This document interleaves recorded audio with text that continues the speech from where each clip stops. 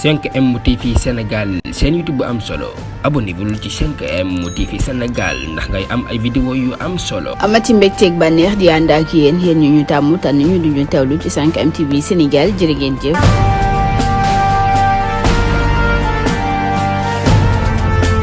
mbokk yi siifur 5M TV Sénégal dal leen nag jàmm discours Ousmane Sonko yi nag ma ngay wéy di dugg ñi nga xam ne rek ñoo di Sénégalais yi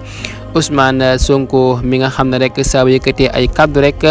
ñu bëri ci Sénégal yi ñoo koy daal di déglu Ousmane Sonko nag discours boo xam ne rek daan na koy def niki démb ci am ndaje moo xam ne rek ñi waa Pastef ñu ngi ko doon amal doon ko tudd rek li nga xam ne moo di doomu daara patriote am ñoo xam ne rek daan nañ fay teew yenn ci ay sëriñ daara yoo xam ne daan nañ fay teew Ousmane Sonko nag def ab discours boo xam ne rek daw na yaram lool ñi gis kenn koo xam ne rek ma ngay wiiwoo ci turu Serigne Mbacke Ndiaye dëkk foofee ca Touba moom nag Ousmane Sonko ginnaaw bi nga xam ne rek doon na amal li nga xam ne rek moo di ab discours ñu ngay gis muy tuur ay xéewal maanaam ma ngay jooy ci discours ba nga xam ne rek Ousmane Sonko ma ngi koy def moom Serigne Mbacke Ndiaye mi nekk mag lool dëkk foofee ca Touba daal Ousmane Sonko discours boo xam ne rek doon na ko def foofee daal ma nga doon jooy yu métti ci discours ba nga xam ne rek Ousmane Sonko doon na ko def mu nekk loo xam ne nag doy na war loolu Ousmane Sonko nag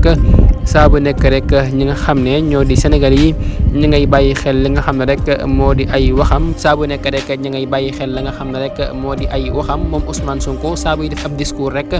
Sénégal yi bëri dañ koy daal di teewlu moom Ousmane Sonko kii nag di uyoo ci turu Serigne Mbacke Ndiaye dëkk foofee ca Touba nag doon jooy yu métti ca discours ba nga xam ne rek Ousmane Sonko doon na ko def foofee nga xam ne rek fa lan daje woon mu nekk loo xam ne rek Ousmane Sonko la ñu gisagul mu am ko fii ci koo xam ne rek ab politicien la boo xam ne rek day politique yëkkati ay kaddu ay nit di ca jooy mu nekk loo xam ne rek moom rek la ñu gisagul mu am ko mu jaaxal ñu bëri moom Ousmane Sonko.